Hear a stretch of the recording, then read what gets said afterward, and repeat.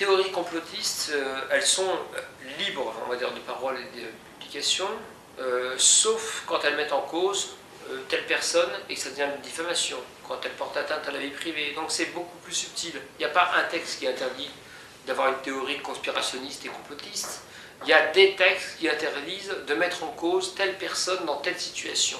L'injure, la diffamation, la présomption d'innocence, la vie privée, tout ce fatras dont on a parlé à un moment ou à un autre. Donc, mais vous pouvez, je ne sais pas quoi, parler d'un complot sur les Qatars et je ne sais trop quoi, parce que là, il n'y a plus grand monde capable de vous poursuivre sur le terrain de la diffamation, de la vie privée ou de la présomption d'innocence. Donc les théories complotistes, on va dire, si elles sont construites sans désigner nominativement telle ou telle entité, personne morale ou personne physique ou quoi que ce soit, et si elles ne se débrouillent pas trop mal, juridiquement, peuvent arriver à s'exprimer.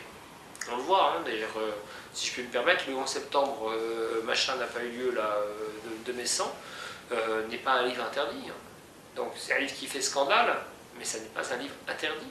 Là, en revanche, où les propos de Thierry Messant peuvent être poursuivis ou quoi que ce soit, c'est quand il part faire des conférences dans les pays arabes et que ça commence à déborder sur d'autres thèmes et avec une théorie de complotiste qui commence à parler du nombre de juifs qu'il y avait dans les tours et qui se seraient enfuis avant que... Enfin, là, quand on parle dans ce genre de choses, on est dans un registre qui, là, tombe sous le coup de la loi.